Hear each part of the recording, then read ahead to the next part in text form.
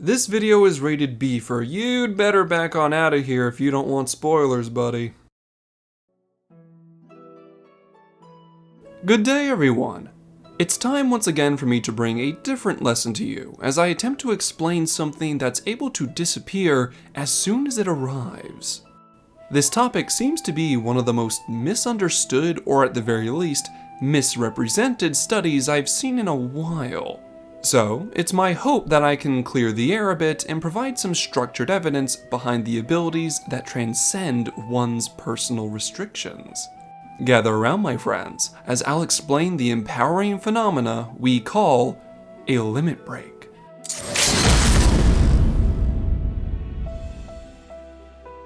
While many people seem to only hear about these talents in fantastical stories, a limit break is a very real thing.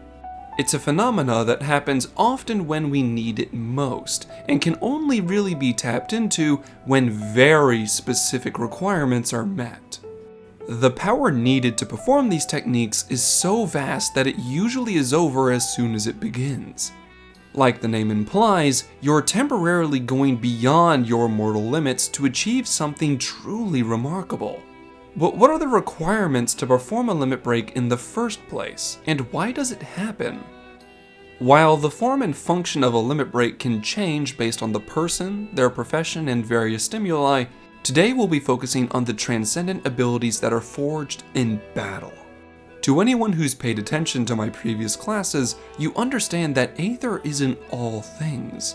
It's the primary building block of our world, and is the shapeless power that fuels all sorts of spells and wonders. Limit breaks are no exception. For you see, the heat of battle naturally gathers and releases Aether. Even things like death can cause whatever pent-up Aether was still inside that creature to be released all at once. That's why large battlefields of war are often soaked in Aether. All of that energy was exposed to nature with nowhere else to go. Normally, that lingering energy would eventually harden into the elemental crystals we're used to seeing all over the world. However, during the stress of a fight, it's possible for you and your allies to bring that energy together. With every person lending their focus to gather and combine that energy, this aimless power becomes a huge font of might from which to draw upon and perform the miracles that we call limit breaks. If that sounds confusing, that's because it certainly can be, as Aether can be fickle. So, allow me to phrase it like this. Imagine you're starting a fight with someone, and the air around you is clear. However, as you fight with them, energetic mist gets knocked into the air. The longer you fight, the more this mist gets knocked up and scattered around. The once clean air is now covered in this magical unseen mist, all because of your long battle. But with enough focus, that mist can be gathered by you and your comrades to unleash powerful spells and abilities that you would never be able to do on your own. But once that talent is used, the gathered mist is spent, cleaning the air. You can't do it again. You'd have to wait for even more of it to spread once more before getting the chance to use that ability another time. This is why it's extremely difficult, if not impossible, to perform a limit break on your own, as one person usually doesn't knock enough of this energy up into the air by themselves. However, groups of people have a much easier time generating the necessary energy to perform a limit break. As the more people there are, the more lingering energy starts to spread. But before we move on, there's one more thing I wish to address. As I understand it, many individuals have tried to attribute the powers of a limit break solely to the newly discovered energy called Dynamis. This is a problem, as research into limit breaks and how they occur were well understood long before Dynamis was ever found out. It's true, we already knew how limit breaks worked before Dynamis. Although, I think I discovered the root of this confusion and will attempt to upend it. From what I've found, the confusion with this lies in the otherworldly plane known as Ultima Thule. This is a pocket of space soaked in Dynamis, where Aether has little to no presence at all. Our world, the source, and its reflections are the complete opposite. Our worlds are completely made of and driven forward by Aether. As such, it's the root cause for almost every phenomena in our lives. So to compare anything that happens within Ultima Thule to our own world is a fundamental mistake, as both locations are operating on completely different laws of nature. Though allow me to make an addendum, I am not saying that Dynamis plays zero role in helping construct a limit break upon our world, but simple questions like how are completely unknown and untested. Dynamis will need to be thoroughly researched before any solid conclusions can be made, and since we are Aether-based beings, the idea of willfully controlling Dynamis is tricky.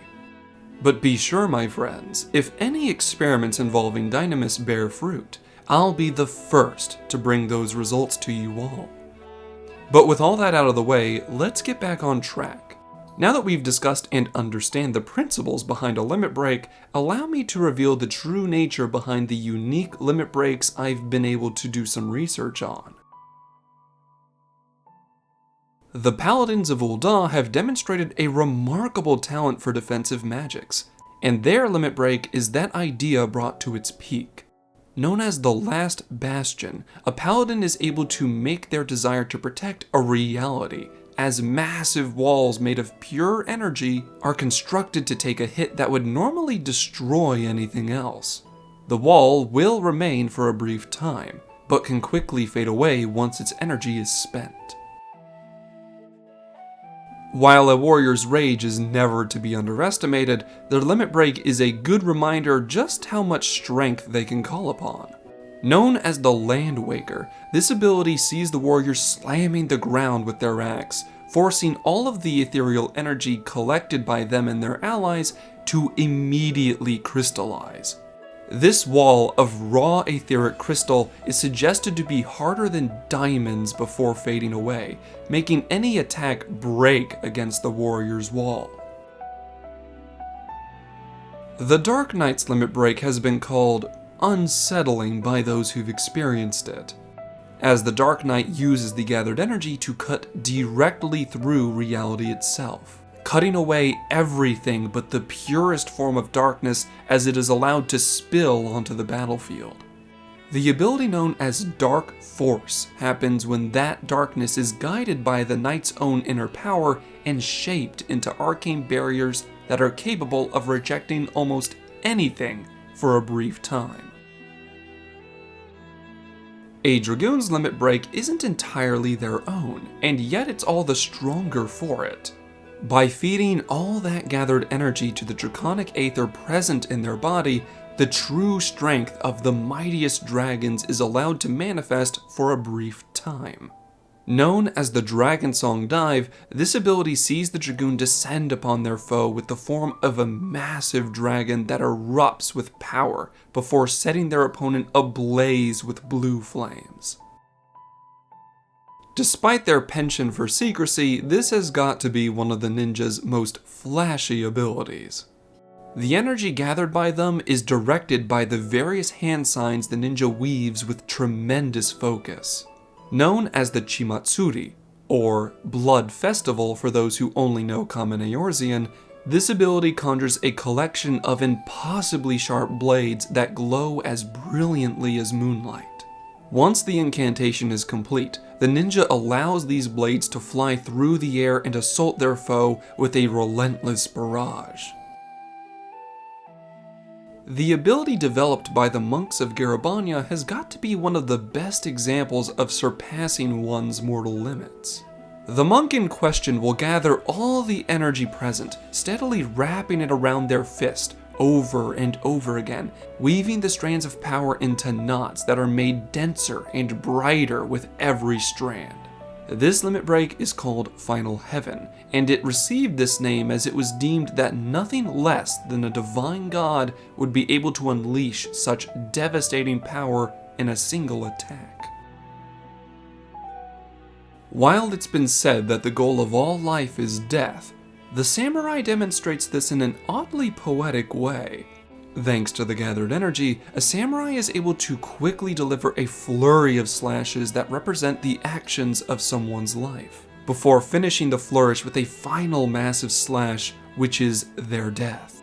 This attack is called Doom of the Living, and is only truly finished when the samurai sheathes their blade, allowing there to be a brief moment of transience. Woe to those who underestimate a bard's mastery with a bow, as they discovered a way to weave all the energy of the battlefield into a single shot that is fired skyward. This technique is called the Sagittarius Arrow, and once fired, the arcane shot releases a storm of magical arrows upon the land. It's said that this ability was first created by a branch of Gridania's military, called the Quiver's Centaurs. There seems to be no end of gadgets that a machinist can produce as demonstrated by their limit break. The gathered energy is used to construct a massive version of their auto turret. However, this attack is called the Satellite Beam, as the turret will fire a laser of such concentrated power that everything touched by the beam will explode with lethal force. The powers of a black mage are destruction made real, and their limit break only adds to that reputation. A black mage casting this massive spell will send all the collected energy skyward, allowing it to gather and harden into a massive crystal that falls down upon their targets with ruinous arcane force over a wide area. This spell was named Meteor, as the fiery crystal is said to resemble a star falling from the heavens. Despite what people may think, a red mage isn't drawing upon ambient aether for their limit break, but that doesn't make it any less powerful. The red mage uses their mastery over magic to create two eldritch symbols of combined power. This spell is called Vermilion Scourge, as the two symbols representing black and white mana will create a feedback loop, cycling between each other over and over again until the energy is too much to contain, erupting in a pillar of destructive crimson magic. To channel the power of a primal is no easy feat, but summoners manage to impress in surprising ways. Their use of the gathered energy is frighteningly familiar, as the summoner unleashes a power not seen since the 7th Umbral Calamity. This spell is called Terraflare, and is the same power used by Bahamut during said calamity. Technically, everyone living in Eorzea during Bahamut's rampage has the latent potential to master this spell, making Terraflare a spell that only Eorzeans can truly perfect. A white mage's power to draw upon the forces of nature is ever present, even in their limit break.